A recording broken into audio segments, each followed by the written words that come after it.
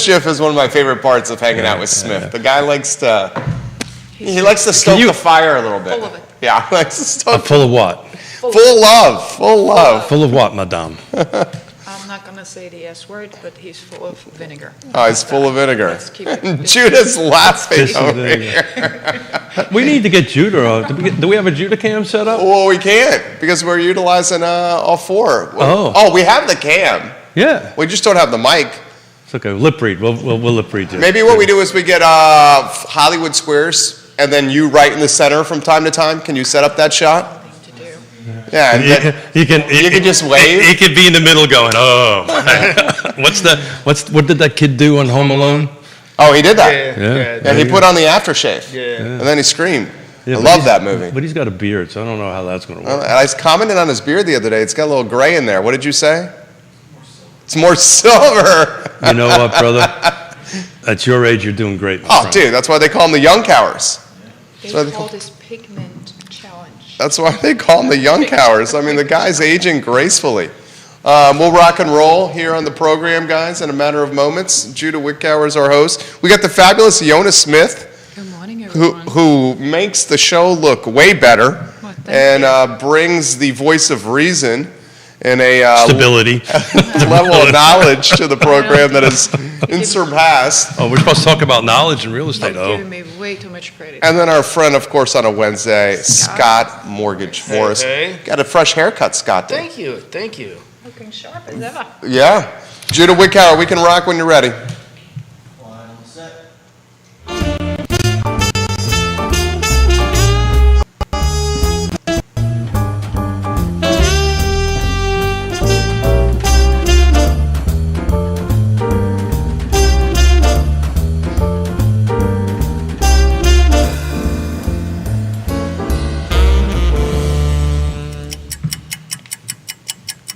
Good Wednesday morning, guys. I'm Jerry Miller, and welcome to Real Talk with Keith Smith on the I Love Seaville Network.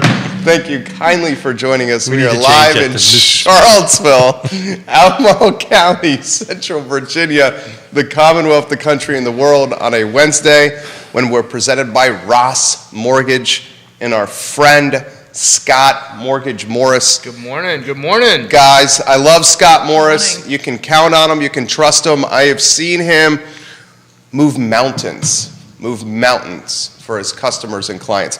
Judah Wickower is our director, and let's welcome the panel to the program with the four-shot. Keith Smith, Scott Morris, we love. Yona Smith, we really love. Good morning. We really love. I give the love. Thank you. Good Every morning. time she comes in here, we cherish her and we roll out the red carpet. Thank you. Good morning, guys. And Yona, let's start with you. How are you? Phenomenal. How Yeah. about you? We're doing fantastic. It's a great Wednesday, and I hope everybody had a great Mother's Day, Yeah. which I did. How was your Mother's Day? Tell us about it. Phenomenal. I actually played cards with my husband. You beat his tail. I did, yes, I did. when does that not happen? I saw it on No, Facebook. not always. When No, does that he's not becoming happen? very competitive. So Canasta? Oh, yeah. He's becoming very competitive. So, but anyhow, we had a good time. We play two ways, right? We usually play if we don't have time.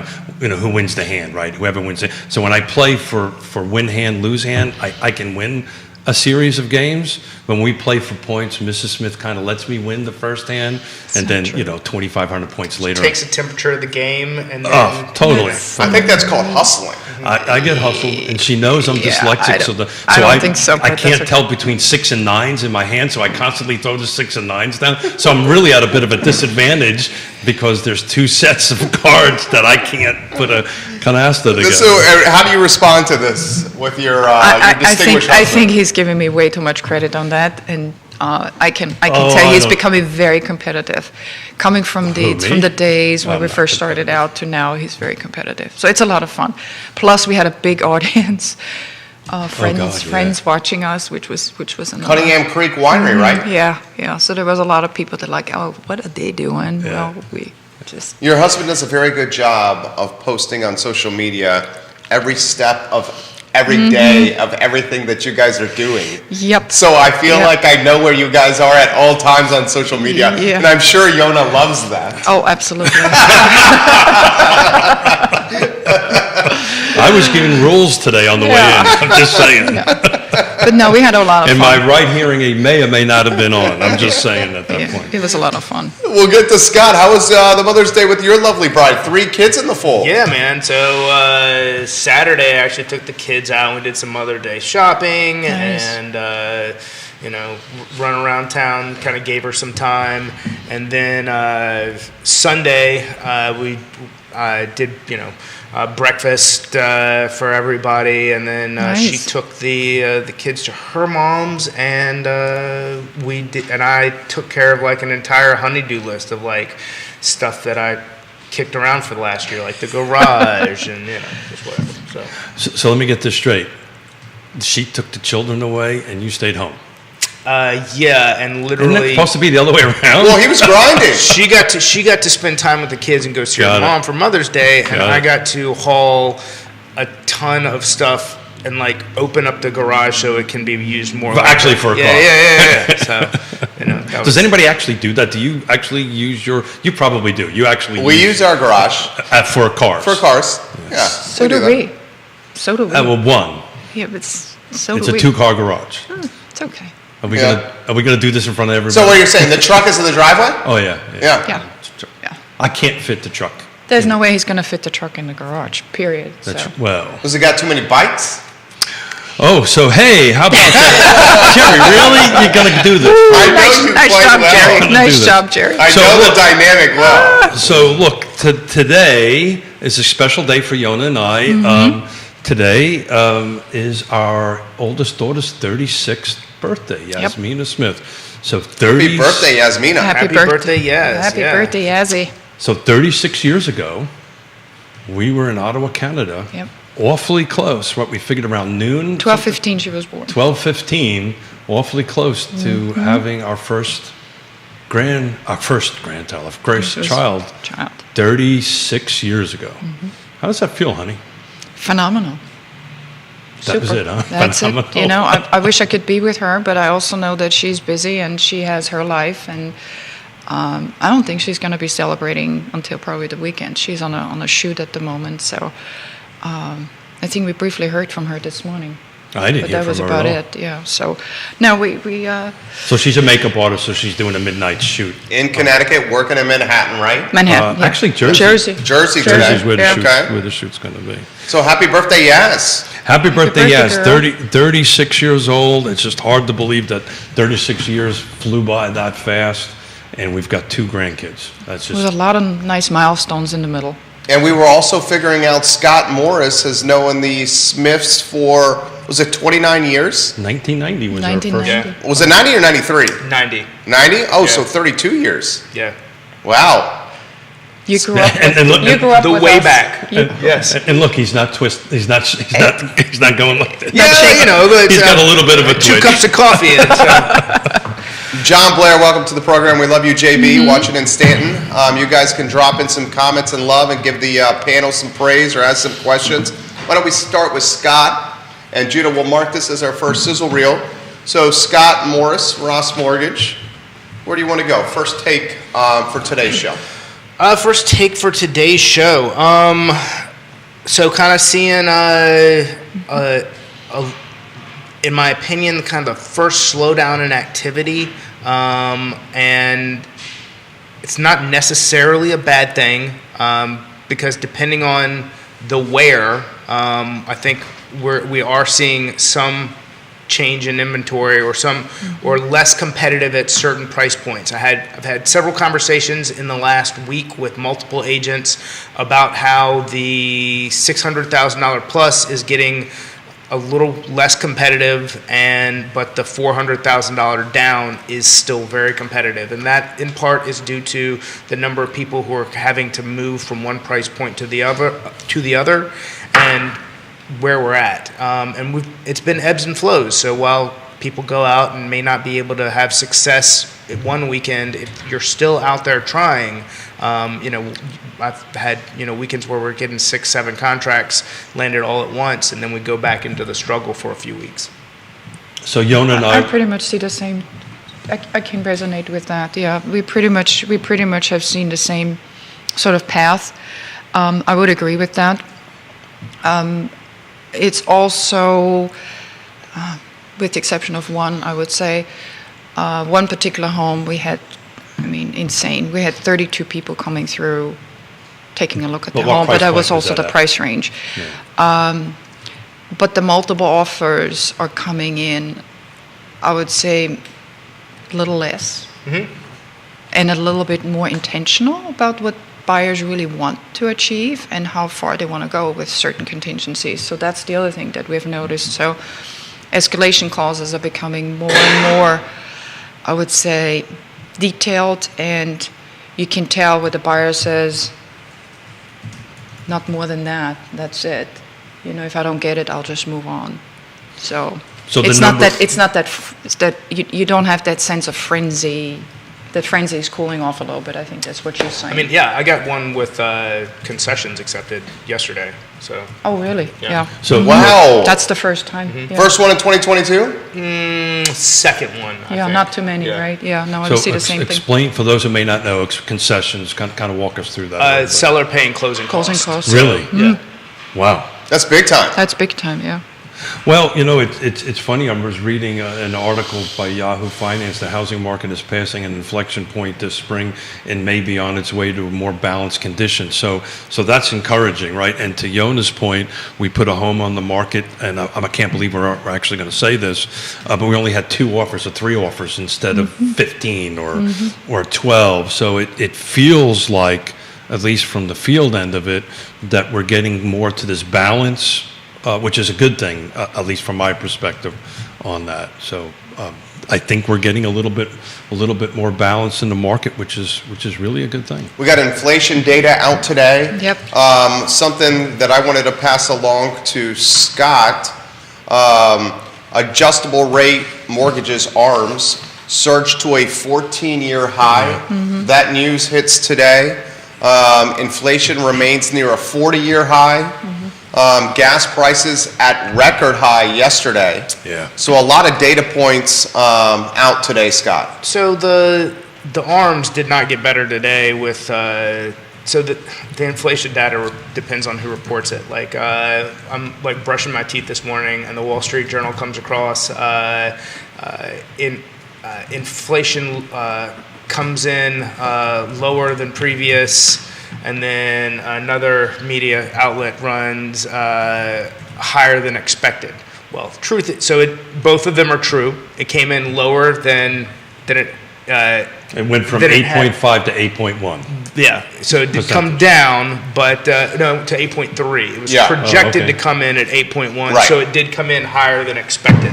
So the bond market took the news as it's not slowing down and reacted negatively, which is going to be a bad thing for interest rates because we've seen for mortgage rates because we've seen a couple days of some improvement. You have- Now, how long that lasts, we're going to be. Things are super volatile right now, so. ARMs are not attractive if the bond market is reacting in the way that it did today, or they're less attractive anyways.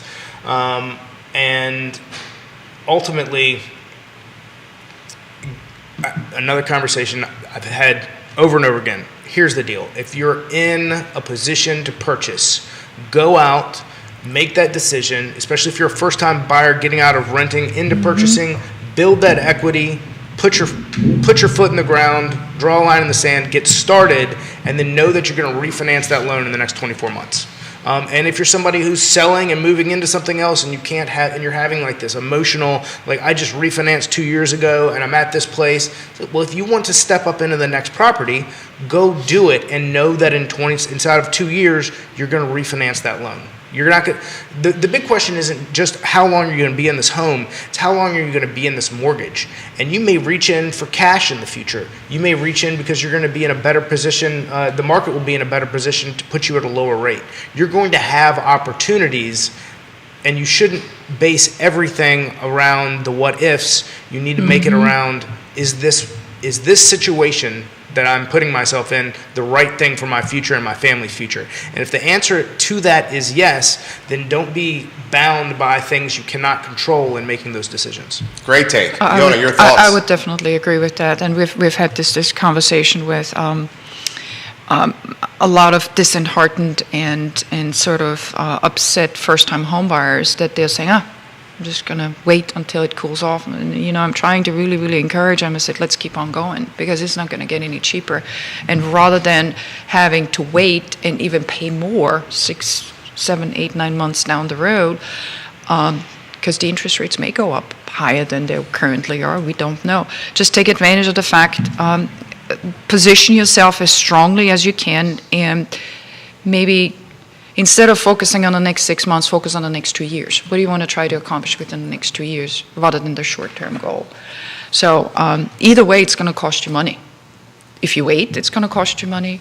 I would rather go ahead and agree with what Scott says, is continue on and pay what's currently in the market and be prepared for that home ownership where you can build equity. Somebody just told me they rented an apartment for $2,500. My God, $2,500 times 12 is roughly 30 G's. 30. Yeah. That's a down payment. So it's In not an apartment. apartment. Was it an yeah. apartment or a home? No, it's an apartment. Really? Yeah. Really? It's like crazy. So we say this all the time, renting is 100% mortgage rate, Interest. right? Well, that's- Or interest that's- rate, thank you. 100% interest. Thank you, That's Scott, actually- for that's actually keeping a me good straight way of on that. putting it. So I want to go backwards a little bit. So are you advocating in certain circumstances a 3-arm or a 5? Oh, he has been Five- for a couple weeks. Again, I think it's depending upon who you are and what situation you're in. If you're a first-time buyer who is, we know that we qualified you at the top of what you could comfortably pay. Am I going to suggest an arm to the person who potentially gets put in a bad position down the road, especially if maybe they can't credit qualify to refinance later? No, that's a bad decision. Are you someone who is a resident at the university and your income is looking to increase and you may not even be in the area for more than 5 to 7 years, but you want to consider getting into something now that you can refinance later, either and retain as an investment property, or what? It depends on your situation. Are you selling a house and you say, hey, I want the lowest thing I can get right now, and I know I'm going to refinance it or I'm going to sell it in the next 5 years? ARM. Yes, those are situations where But most people are staying in their homes for 10 years now, right? Well, it depends also. they may be depends on staying the- in the home for 10 years. That doesn't mean they're going to stay in the mortgage that long. Roger, understood. And he also highlighted the examples, the medical resident- student, the medical- resident. The residents, yeah. Yeah, they wouldn't stay 10. Are you at DIA, NGIC? Are you somebody who's coming in as a contractor to a six-figure income position, and you but may likely not be in the area that long? Those are people in this area that I 100% am going to say, hey, look at all of these options for. But again, these are people who the income may not be the biggest concern. But certainly somebody who's a couple out here making $60,000 to $80,000 a piece, who is shopping at the top of their price point to get into something, are we going to suggest putting them into an adjustable rate mortgage that they might have to, that could be putting them in the position to fail 3 to 5 years from now? No. So I was a follow-up question to that. So, Yona and I were helping first-time home buyers. What can you do to help us win the day, right? So it sounds like potentially 3s and 5-1 arms can help us win the day because those interest rates are what now, average, roughly? Upper 3s. Yeah, so they're somewhere between the 3 to 4 range Yeah. where they were, right, which we all agreed is not the norm on that end of it. So this at least potentially can help Yona and I help folks win the day. So tell me a little bit how those are structured from your side of it. I have a client, first-time home buyer. This is what they want to use. Talk me through, how that process works. The process, so the qualifying process is no different. But the rate is going to adjust in 3 years as much as 1%, and then it can adjust again the following year another 1%, and depending on what exactly the terms are of the ARM But specifically. there's caps in it, right? There I mean, are caps. you have caps in it. Correct. And isn't there also the opportunity when you have the ARM product that Or you to adjust down. to adjust down. Yeah, Absolutely. to adjust Talking down. about So that. there's So it Go ahead. can adjust down at the same percentage that it can adjust up. Got it. Valerie, who's watched this program, Easter, talked about how hers is adjusted down Yeah. for a property that she owns. Now, can you put in perspective, because it's coming in on the feed, how the rate may change based on the term of the ARM? 3, 5, 10. Does the rate differ based on when the ARM, what's the word? When the ARM So for a 7 or a 10, is the Matures. rate higher? than- Matures. I don't think it's the maturing is the So, right. it depends on There's a different depending on the terminology. setup. So, if we could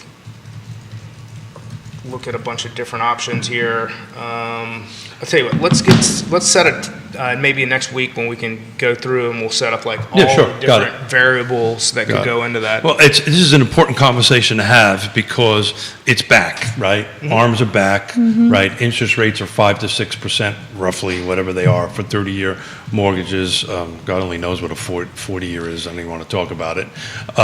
But we probably ought to do a quick analysis on that. On if I'm buying a $350,000 home, what is my monthly payment on it? So we'll have that ready for next Wednesday. Change gears a little bit. Please. On this end of it, Yona, I've been meaning to ask you this question, so. Oh, geez. Wonderful. So, yeah, just. What's coming? No pre-production conversations. What's coming? So look, one of the things I want to start talking about is, how as agents, how can we help our buyers win a deal, right? And there's a couple of little things that we do as agents can do it, and one of them is contacting the listing agent. So Yes. walk us through that. What's the benefit of you representing a buyer, I'm representing a seller, and you want to pick up and call me as a seller's agent? What's the benefit to that?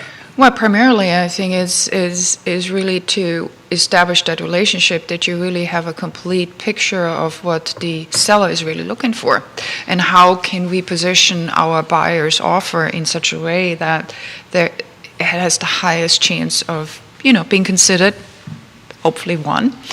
And one of the things that I always encourage anybody to do is, as much work as we put in as buyer's agent, the selling agent is doing about as equal amount as work. And I'm hoping that by asking the right questions, so tell me what is really the most important thing for your seller client. How can we possibly go ahead and help bring these two parties together? Be non-confrontational, preferably. Just reaching out and building sort of that rapport that you can find out, okay, that seller is really interested in possibly staying another month in the home because of the fact that they either have not found a new home or they're looking to move and they were not able to set up their moving companies yet. So there's a lot of various little details. So it's similar to peeling an onion, to be honest with you. So really trying to get to the bottom of it in a way that as much as possible, as much as the agent is really in a position they can share and allowed to share, because certain things she's not or he's not, but really try to really draw that picture also for your buyer client to say, look, very motivated seller, they're very anxious to get out of the home, they have done a lot of improvements, these are the improvements they've made. Obviously they realize there's a certain amount of rate of return that they can expect, but they want to go ahead and obviously make that transition as quickly as possible. Here's a timeline that they have in mind. Some instances we also want to find out, and some of us are not in a position we really can tell, and I've been asked this question many a times when we have homes on the market. Tell me when the deadline is to receive offers. Now this is a double-edged sword, because when you tell somebody a deadline, then typically everybody waits until 5 minutes before that deadline is up to really present offers, right? At the same time, it gives them also opportunity to look at other pieces of properties. However, you really want to try to go ahead and get as much information from the other side so you can go ahead and incorporate this in your best offer forth. So it's about relationships. It's about- establishing relationships, and something that we should get out so everybody understands this. Even if the MLS says, or the agent says, deadline is Monday at 5 p.m., that doesn't mean an offer can be accepted before then, right? So that's an important piece of information to get out there, because you can get an offer that comes in and the seller's in control and they can accept it. Because we've had conversations like this before with other side agents saying, well, hold it, you said it was such and such. I said, well, the seller decided to accept this other offer. So to your point, waiting is not necessarily a good thing. So the other important part is just to tie in with Scott.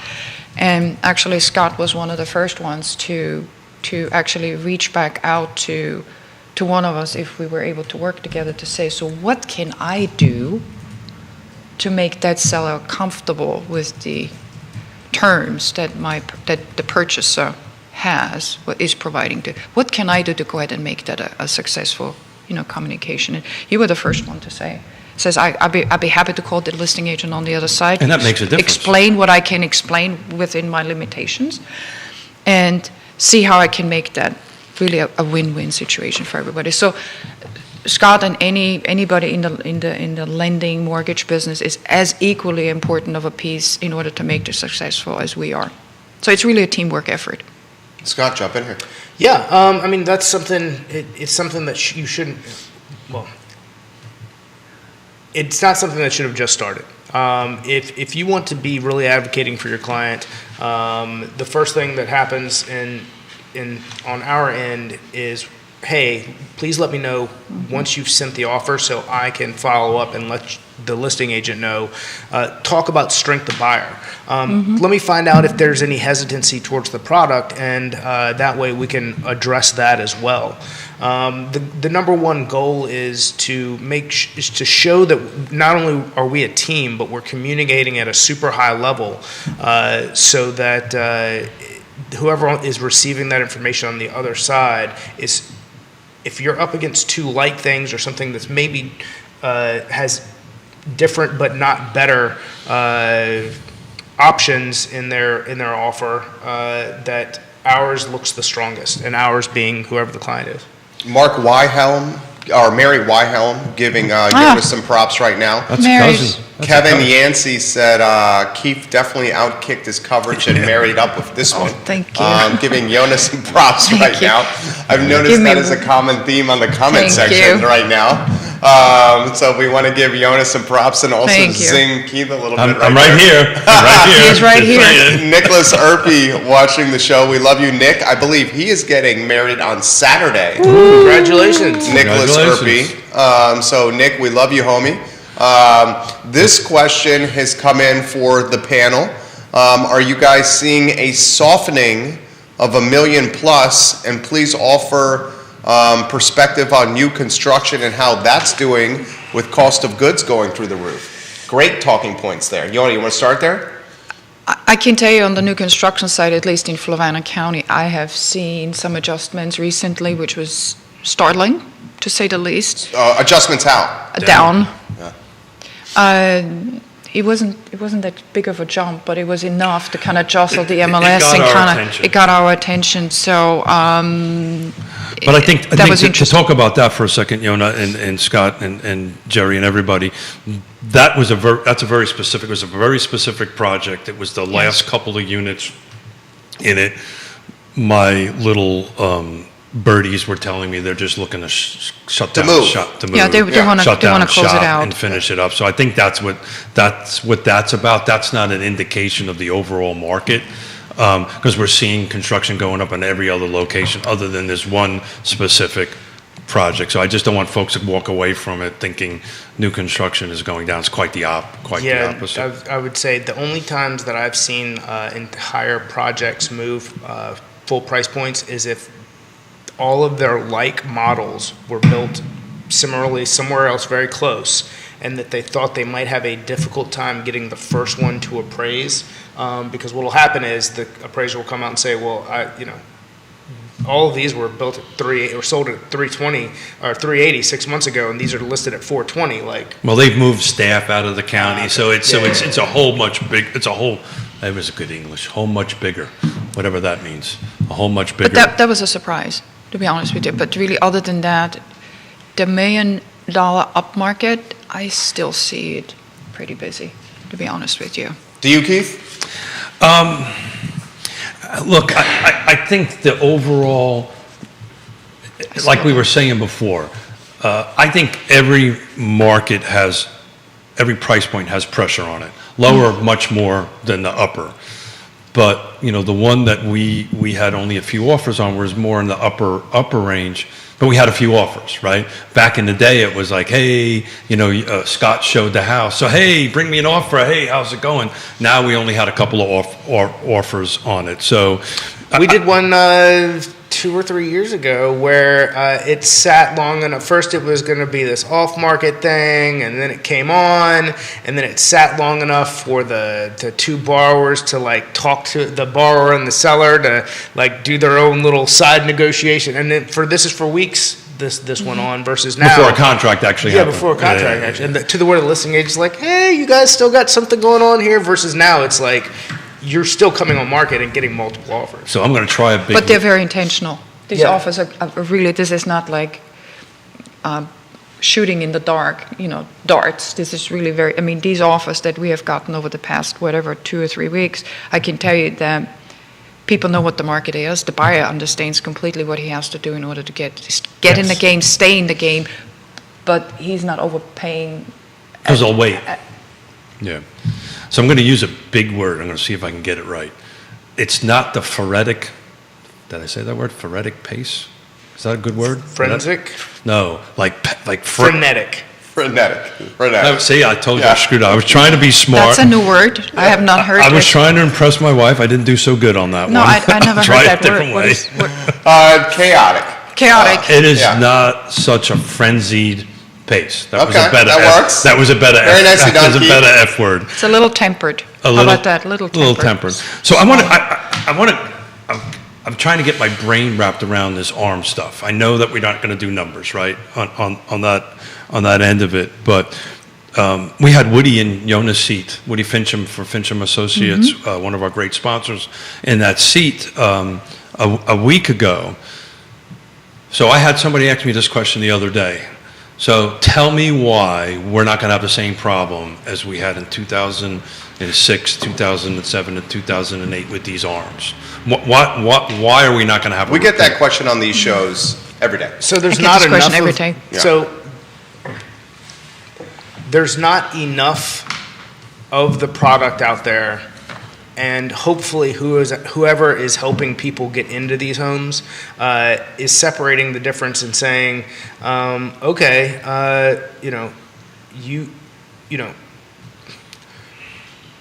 we're not qualifying someone who, I will say, who could The be- regulatory is different. That's the here's point who, we're trying to here's get who could get the regulatory. Yes, is different. Here's who could potentially get in trouble: self-employed people. If we face a recession, depending on what their type of business is, if they get into an ARM that adjust up and they are having problems in their business. Now, that's not to say that they couldn't get into trouble in a regular 30-year fixed product. But if you take the two risk factors combined to where things slow down and their mortgage rate goes up, that's that's what happened. that's where some risk or more risk lies. But isn't the situation from 2007 and 2008 still? I think this is so different. Vastly different than it is now. I mean, just the There's equity in homes. Oh my God! The yeah. balance sheets And are good. people Household balance sheets are People good. have cash. Yeah, exactly. People have cash. Well, that's I mean, what the it's not market like, is right it's now. not like they don't have, even coming out of the forbearance period. I mean, some folks smart enough, when they were in forbearance, what they did is instead of spending the money that they saved and saved not it. paid, they saved it. Well, so I'm COVID kind think- of helped out a little because there was nothing to do to go spend the money and. I get it, do but, all- but do I all think that also takes some financial responsibility to say, okay, wait a minute, I'm not going to go ahead and spend all of it and say, you wow, and then not be able to meet my obligations. And I think that's the big difference. I think that the way the risk is vetted these days is far tighter than it was in 2005, 2006. Is it going to happen that we're going to have some foreclosures? Yeah, but they're going to be. Undoubtedly, but I think it's going to be so limited because the risk is so vetted in such a way that Well, there's also here's the other thing that's being left out from that conversation. We're also 15 million houses short in inventory compared to what we were at the Correct. time. We've got and we've got a bigger population of people. So we've got more humans, less rooftops. So even if there is a significant number of homes that come onto the market, unless we get this lemming effect of people who are walking away from mortgages when they shouldn't to begin with, and what I mean by that is, let's say that there is a pocket of foreclosures that come on. We've got so many qualified buyers out there who need to get out of rental situations and into homes. They're going to absorb that, and it would take literally people going, well, I don't want to be in a house that might be upside down either, but I just don't think we're in that position because we're continued. All the forecasts are not for a lowered value future. It's just not going to increase as much over time, and it can't. We can't see year over year 15% asset value increase when it should be 3 to 6. It will which be it 3 to 6. normalize. It needs Yeah. to normalize again. And you'll probably see, if we crystal ball it and bet something here, I think you're going to see about a 10% increase this year, but then you go 3 to 6. I get asked this question multiple times a day from everybody from the line and Bodos to the show. Where's the bubble? And I'm probably going to say something that's a little bit unpopular at the moment. The bubble is in the rental market. That is where I think. You buy this? I think, Go ahead, finish this. I think the home purchasing end of it, I think everybody's got a beat on it as far as regulatory goes and stuff like that. I had a conversation with somebody on the other side of the mountain yesterday that, rents are going up 20%, 15%, 17%, and they're going up like this. Year over year. They're going up like Yeah, this. when month the up. lease expires and renews, oftentimes the landlord, and we see this all the time on the show, is utilizing, and maybe it's not even above board tactics, saying your lease is up, we're going to raise your rent, and it's not going to be the 4 to 5% that's in the lease. Take it or leave it. Yeah, take it or leave it. And if you don't like this, Tough negotiation. tough. So I mean, think, that's happening. So I think that's where whatever bubble is out there. And But I don't- how would that bubble pop? So how Like- the so it's not necessarily from the buyers. That's Liza. From Liza turned. Liza Liza clearly turned. thinks this train of thought is legal. Liza's the I Love Siebel mascot. And for those that can't hear, she said, what? What? Like your dog. What's your dog? That was There just she way goes. too much. There That she is goes. too much Is he information. thinking again? Oh my Lord. Stop that How thinking. does the rental market pop? So I've had this conversation 3 times since Monday with people in the rental space, and they're worried about when the market balances, which it is, it will balance. The sales side of things balance, which it will. Rents will start decreasing. So this is more from a buying of investment property perspective end of it. And I was happy to hear that because what that means is that's going to help the inventory. 'Cause Sure. What they're going to do is they're going to put it back into inventory. And the reason it came up was a couple of clients that were looking to buy single-family detached units way outside where this rubber band we've been talking about forever. And they decided not to do that because they felt once the thing balances, that value out there, rental-wise, is going to decrease. But it's not necessarily about value. It's about how, you're staying in, the best way to hedge against inflation is to get a 5-year ARM, 3-year ARM, 7-year ARM, 30-year fix. Buy a home. Buy a home. That's Right really now, the best these way. interest rates are these rental rates are just going up, and they're really not that it should be checked, but it's unchecked. There's nothing to, On the buy side, there's ways to manage the arms. That's how I'm trying to connect this together. The There's a way to regulatory side of regulate the it. arms so we don't have a repeat of 2008. It feels like the rental market was like 2006 and 2007. And I don't know what that means other than it just feels that So way. the problem, and I don't know, I can't say that I feel like I'm too libertarian in thought to think you can't go out and regulate what someone can ask for rent on their property. Well, you can. It's called rent control, but God forbid if that ever happens. That's what's happening in New York, That's right? that's They have it I in the This is grew up New York. around that.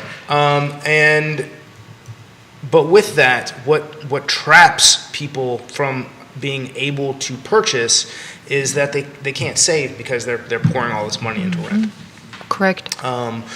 So if there is a tool that exists, it's coming up with different paths to 100% financing and incentives. If the government wants to incentivize anything, they need to incentivize sellers at this point in order to get more inventory into the market.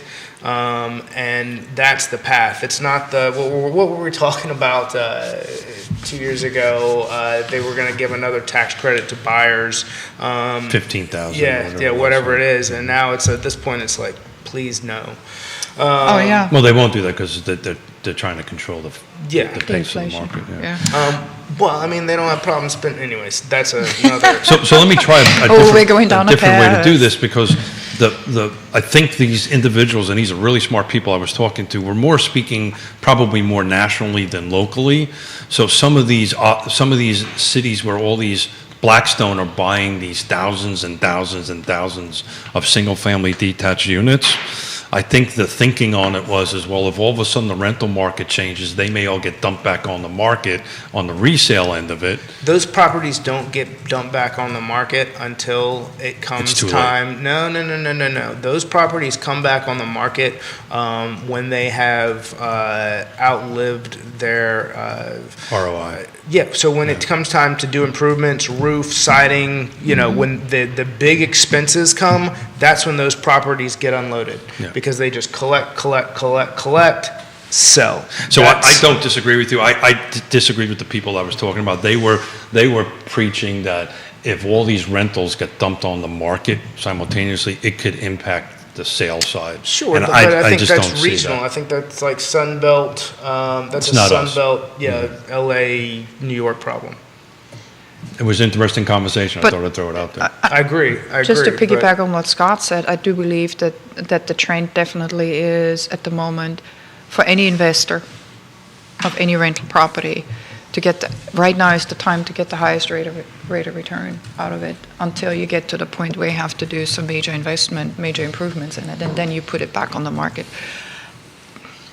We're not seeing a lot of, we don't see a lot of investor buyers in the project, in the transactions we do.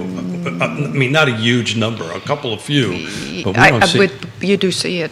No, see. transactions we managed, we haven't really seen that much of it. It's mostly people trying to buy for a place to move in and live. I think cash is impacting the market big time right now.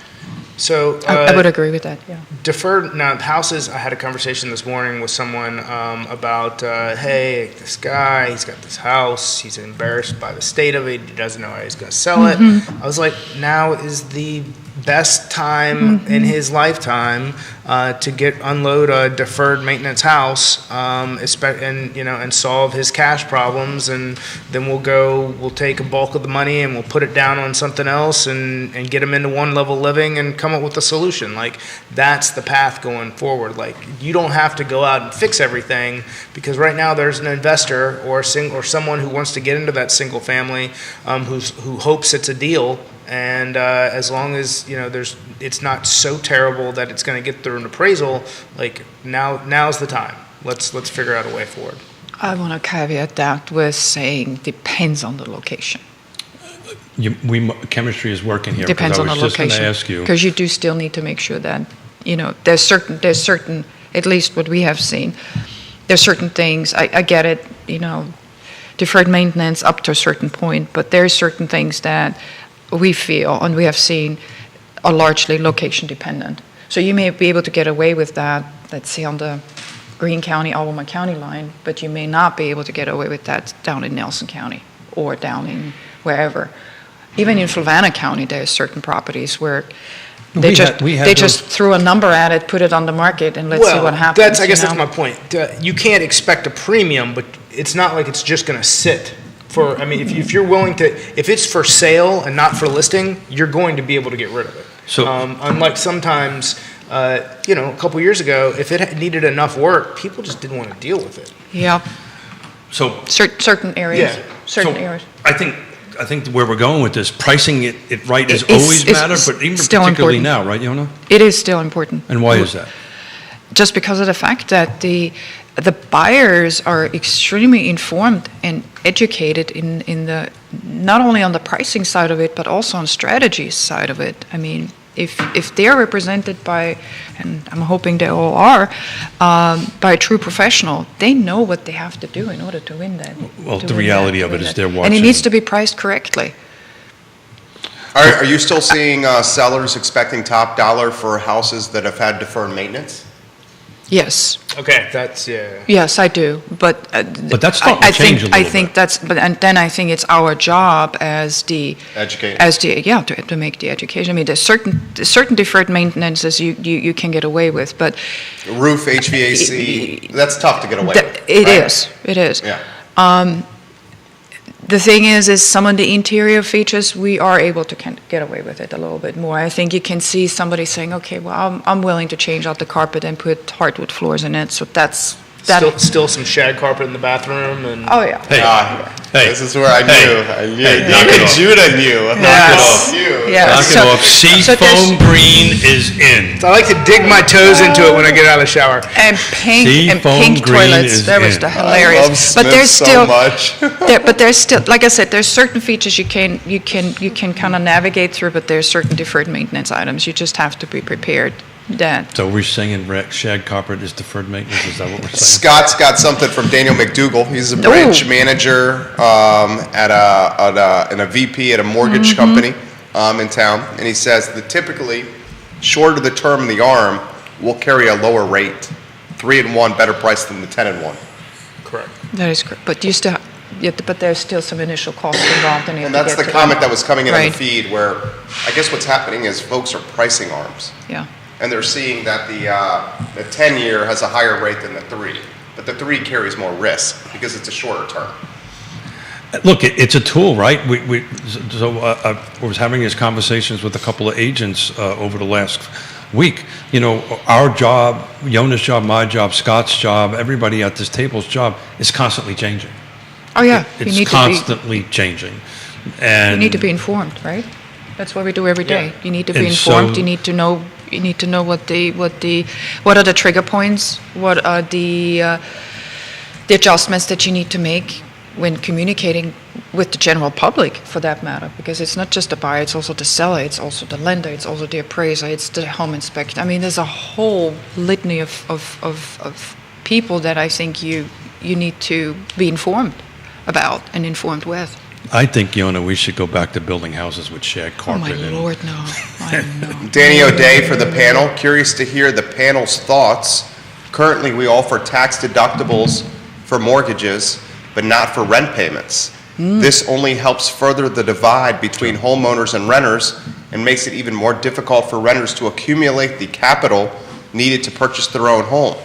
Do we think changing this discrepancy would help equalize the market and offer more buying power back to the renter?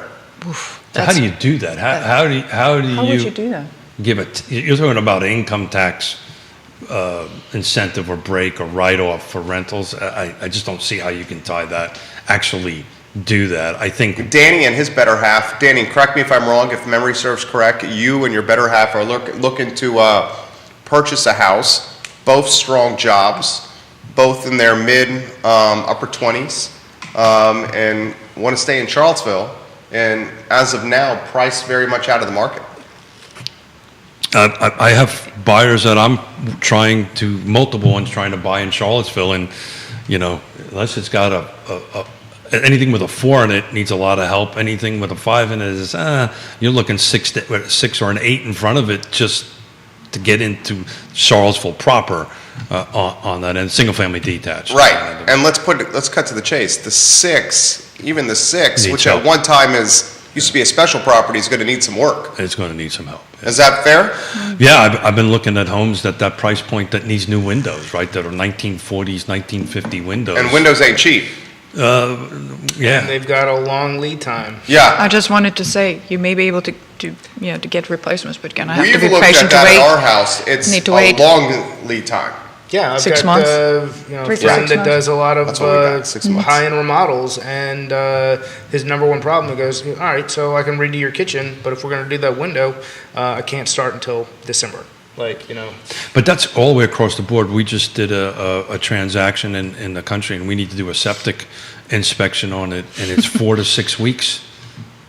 That's past when we might be closing, right, on that end. Well, of that it. goes So- back to the labor shortage that we have, right? Or the challenge that we have. So Schatzi, so Yona, so those who know, Schatzi is German for sweetheart. So where are we taking the first-time home buyer? Where in our footprint are we doing where are they going to buy right now?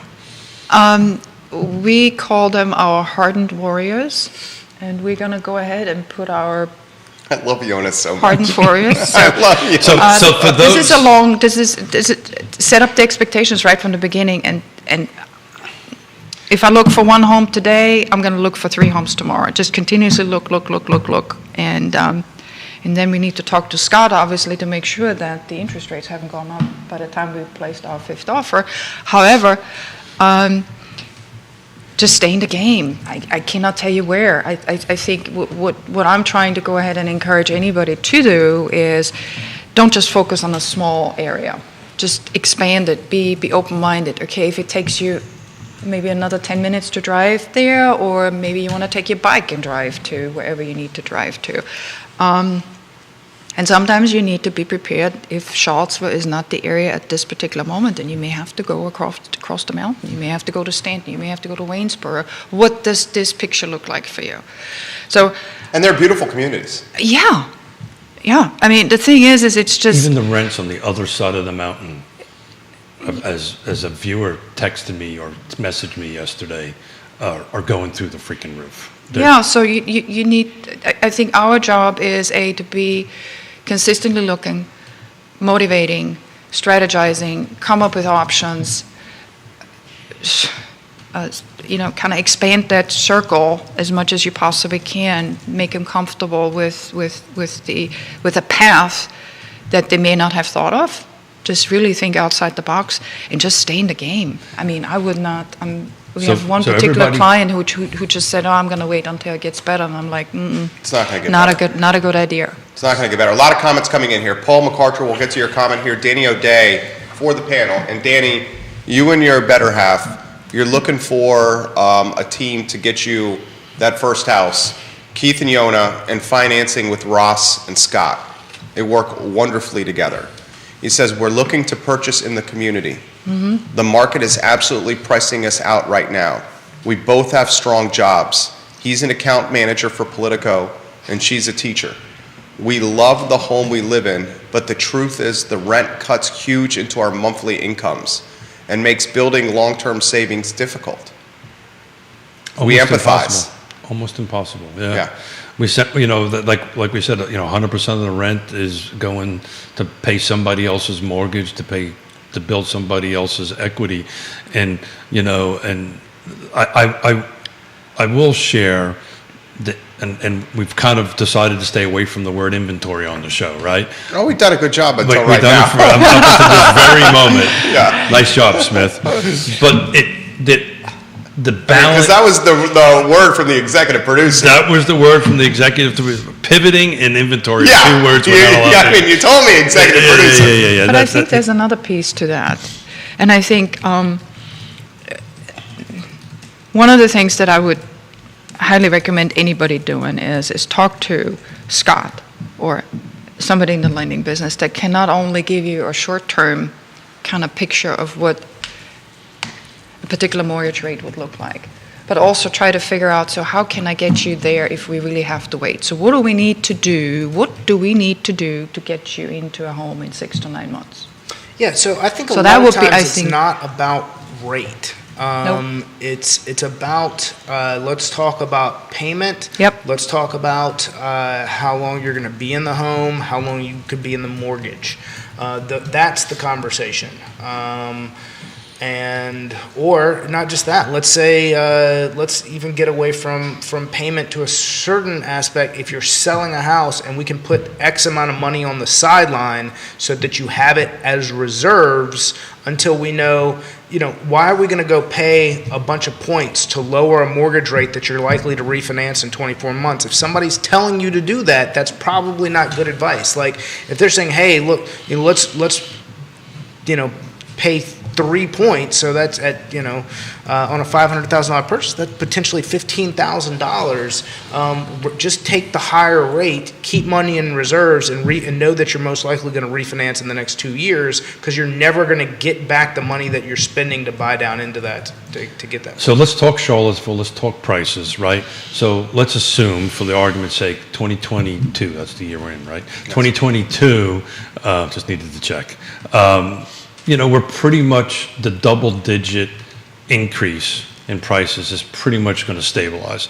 So the point is, next year, Charlottesville usually averages between 5 to 6% year over year. It's been doing that for 21 years, as long as I've been keeping track of it. So what's going to happen? Still pretty darn good. That's the average. That's the national average. That's the point I'm trying to make. National average is that these 5%. prices are just going to, they're not going to jump, but they're going to continue to climb. You take 5% out of a 400K house, and we just explained a 400K house is going to be very difficult to find. It's 20K. It's 20 G's. Yeah. That's a lot. So, if I was in the game, I would start talking to Scott about this 3 to 5%, 3 to 5 year ARMs, get it somewhere between 3 and 4% if you can do it, get your monthly payment. Every buyer that I deal with, and I tend to deal with a lot of buyers, it's always, how much is my monthly payment? How can I get there? How much is my monthly payment going to be on that end of it? But there's a recent home that we sold 2 years ago. We just resold. Now, there's been a lot of appreciation in 2 years, but they walked out with a ton of cash. They got into a home just to get into a home, right, to start building their equity up, and they're taking that equity and they're moving and they're moving up. So to Yona's point, try to get in, however you can get into the game, get into the game. I think there's a strategy for everything, and especially if it's very individualized, right? It is. Very It much is. so. I think it depends on Each transaction is unique. Totally. Like everyone. I like to say that you're not all snowflakes, but I think everyone actually is, as far as a real estate transaction goes. Everybody's different. Everybody's different. We've been doing this for 3.5 decades. I can tell you that not one transaction was exactly the same. That we're always a little bit different and had different needs, and that's the reason why, this, how do you win the buyer, right? We're competing against this. This calling the other side is so important, because you've got to try to understand where the seller's position is and see how you can best craft your offer to meet that. And it may not be money. It may be something else. We just recently won a deal where we beat out cash, and I don't think we were the highest offer. We don't know that for sure because nobody told us that, but I know we beat out cash.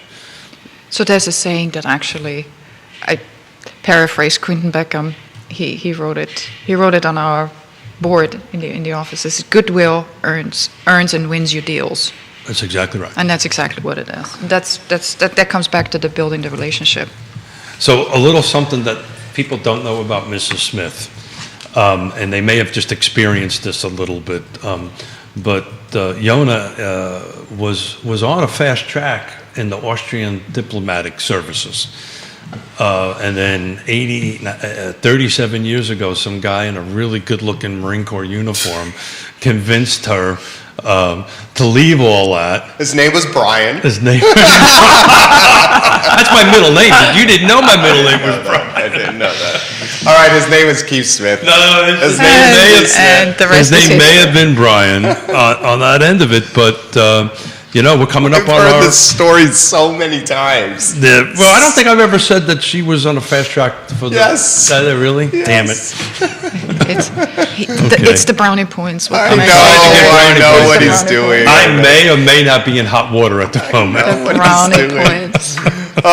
Paul MacArthur has this. Anytime, so this is about the creating some rental tax advantages. Yeah, sure. Mm-hmm. He says anytime, and Paul's very much a libertarian. Yeah. I would characterize you as a libertarian, right, Paul? Also party of common sense. Scott, I feel like you fit that. I try to fit that as well. Well, common sense is always good, no matter what. Yeah, people always say, what party do you most align with? I'm like, common sense. There you go. Just do things common sense. Anytime the government helps to make buying easier, it results in an artificial inflation of housing prices since it creates more demand and cheap money to spend. Yeah. Sure, look at Well student said, loan Paul. debt. Exactly. Oh my Yes, God. if anybody who lived in It's New York crazy. City under rent control would know it sucks. Yeah. It doesn't work. So on that end of it. Yeah, he says libertarian leading moderate, centrist. I think that's all of us. I had somebody ask me And the if other you're at the day what table. political party I was. I said I was an American. Yeah. And they didn't quite understand that. Yancey in Waynesboro, Kevin Yancey, we've dubbed him the king of Waynesboro. He says the first-time home buyer markets are Esmont, Scottsville, South and North Garden, maybe some Browns Cove as options. We'll throw a little Buckingham in there. Buckingham and also southern Louisa, southern part of Louisa, but not Well- not in the Glen Ellen area, not close to Richmond yet. Right. Yeah, Louisa can, Yeah, it's- depend. it's It's huge, so huge. it really depends Huge. on. Louisa is huge. That's the reason why Louisa is not part of the area medium income that HUD puts together. Which, by the way, raised. I don't know if everybody knows that. Did everybody know what that came out to? $111,000 for our area. Oh, yeah, I just saw Mayor Lloyd Snook just posted that on Facebook. Literally moments ago that you brought that up. Yeah. 111,000. 100 of the area medium income. Now, let's be specific about it. This is what he posted, then I'll throw it back to you. Mayor of Charlottesville, 33 minutes ago. Wild Bill McKenzie sent this to me in a DM as well. New area median income data for Charlottesville with 11.1% inflation factor applied to last year's data. The AMI is $111,200 for Charlottesville. It's up. So Think about that, Scott. depending. Yeah. It's crazy. So yeah, So what that does is that sets income limits for the HUD products. That's what that number really is about. So, and it's the reason I bring it up because we're talking about Louisa. Louisa has a whole separate number because it's in a different, and what they call MPO. But that's Charlottesville, Albemarle, Fluvanna, Nelson, and Greene. So Fluvanna County, in essence, is $111,200 in area medium income. Orange does not pick that up, so Orange is still in the lower brackets as far as surrounding counties go. Yeah, because you don't get the bleed over from DC quite yet, Yeah. right? not And quite yet, and it not come- the bleed up from so- Charlottesville. Culpeper picks that up, and then you've got this gap between Orange and Spotsylvania where it's kind of the odd man out when it comes to income limits. So certain, and its income limits is important for loan products and stuff like that. It doesn't necessarily mean that's the actual area median income for the county, but from a guy who chairs a land trust, an affordable housing land trust, that's actually a good thing because it increases income for folks that qualify. So that's actually a good thing. Bill says, my income is nowhere near that. Yeah. Bill, I believe you and your better half are retired, right, sir? The concerning aspect of this, that statistic, excuse me, is the gentrification associated with it, especially families and households on fixed incomes. As the community becomes, and it clearly is, becoming more expensive to live, fixed income is really stressed. But I think it's becoming more expensive for anybody. Yeah. Well, fixing I mean, income's even worse because. Obviously it puts a lot more Well, I mean, additional pressure. I was having on the conversation yesterday over some squash with the developer, and he said the fact that the city, and we're not getting into politics, but the fact that the city is, raising tax rates is going to push a lot of folks out as well. So Yona and I were having this conversation. We got our personal property tax bill right? And Wasn't it interesting last week or earlier this week? It was all over the news. And I was thinking, geez, I wonder why. we've been talking about this for Real Talk with. I mean, Scott brought this up on personal property. What, 2 months ago? Yeah. For a long time. They assessed our cars more than we paid for. My Really? truck is assessed more than what I bought it What for I bought 5 it years for. ago. You're going to sell? No. No, Right. The house, maybe. This is the opportunity to have that conversation live in front of you everyone. heard it. Mrs. You heard Smith it is here. talking. You heard it here, Scott. You heard it here. Is assessed for more than you bought it for 5 years ago. My truck, When you pull NADA book on it, that I would but Yeah, you need- here's, So is my Explorer. You need to contest it before they increase. but that's it. the problem. We So brought this they- up on Real Talk, we brought this up on, the window is so effing narrow, it's only 30 days from the time you get this, and you have to go ahead, and each jurisdiction is a little bit different. He meant to Time say what? famously, right? Right. Just want to I make think sure. that's what he said. That's what he said, That's what he right? said. Okay, got it. Choose your words carefully, Smith. Choose your words carefully. Oh, I'm supposed to remember what I just said? I mean, it's getting crazy. 20, like, put it in perspective, ours is a 2020 Explorer. Mm-hmm. We sell more than we can buy it, what we bought it for. But the I could point do the is- same thing for with my your car. Subaru. Yeah. Still not enough to get my new vehicle though. So my tax assessed on my 2017 Toyota Tacoma is $38,000. I paid less than that when I bought it, Yeah. 2017. That's just insane. But Well, and that's why the Commissioner of Revenue begged council to City lower council. the tax rate on personal property. And he's an elected official, so we know why he was doing that, because he's the one that's going to catch the griefs. So we promised Mrs. Smith we would get her out here at Yeah, 11. 24 minutes ago. Yeah. I was waiting for someone to say I that. want to celebrate my daughter's birthday Yeah, at it was 24 12:15. minutes ago. Yes. So a little bit about Friday. I'm excited about Friday. We've got Albemarle County chairperson Donna Price coming. Chairwoman, excuse Yeah. me, coming in on Friday. Got a half commitment from Ned Galloway, so we're going to talk a little bit about So that sounds like you're going to be going by car lots to do some charming and persuading. So I may or may not have done that yesterday. Oh, you did do that. You did a drop in. Well, you know, I'm sure Ned loves that. he does, yeah, of course. Yeah, he hides under his desk. It's really funny. No, he does. He Does literally he does. go out the back door? No, he hides underneath his desk.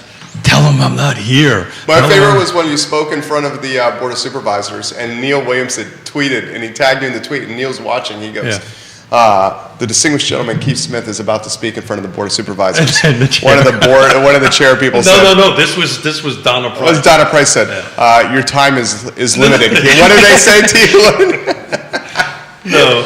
So. Because they know No, Keith likes to talk. Well, first of all, in fairness to me, I had no idea I was doing that. I got called on the spot. You're a good man. I know you do. So I would go ahead and do this. And Donna looked at me, looked at the watch, and said that basically in 15 minutes we're moving on to the next topic, and you do this in under 15 minutes. And I said, yes, Donna, I got this. I can do it. Did you laugh? I laughed. Everybody laughed. And then you checked out Neil's socks? I checked out Neil Stocks. He won. He had dumpster fire socks on. I had Captain Obvious socks on, so he won that. And The we're point looking of forward to seeing importance. him this evening, right? Wednesday. The yeah? point That's of tonight, isn't it? importance. Point It of is. importance. It is. So, Mrs. Smith, we promised to get you out here. I think we're going to wrap I need up to here. go, a little. gentlemen, yes. We're going to wrap up. I have any- my four-legged real estate hunter in the car, and I want to make sure that our car is still there. How about, that's a good call. That's very good. How about a closing thought, everybody, for the viewers and listeners? Ladies first. Just stick with the path that you're on, enjoy the day, and stress less. And happy birthday, Yazzie. There we go. There you go. Nicely done, Young. How about you, Senor I'll Morris? start with happy birthday, Yaz.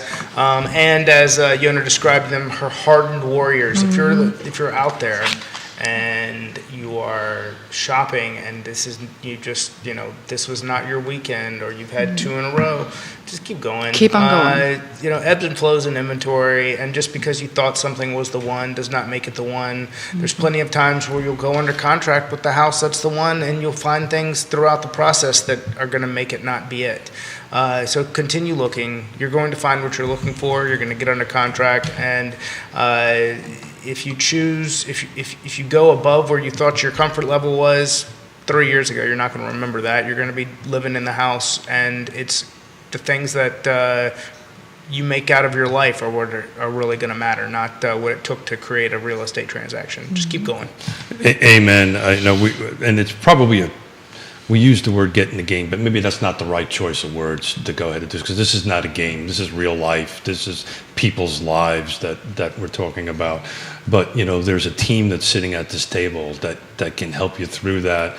And if it takes 1 month or 6 months or 2 years, this team is part of that process, and we will be there. And we've been doing it for 3.5 decades, and we will keep on doing it for 3.5 decades. Shout out to Yasmo. Love you, baby. Yona, I know. Thank you for doing this. This is not your most favorite. You always do great, though. Yeah, Thank you. tell her that, will you? You always do Thank great. you. She doesn't think she does, but she does wonderful. No, sincerely mean that. Shout out to Judah. He's our Thank you, North Star Judah. behind the camera. Our furry friend Liza, who occasionally you may hear shaking in her dog bed, which is under Judah's desk in the office. Keith Smith, A+ people. Scott Morris, A++ people, and Jonas Smith, A+++ Plus. people. Thank you, This is guys. the Wednesday edition of Real Talk presented by Ross Mortgage. I Love Steve will show up in 1 hour. Take care. Thank you. Thank you all. Have a wonderful day. Everyone. Always do great. Thank you. Thank you. Raises the Thank you, Scott. beauty. You are welcome. Thank you, sir.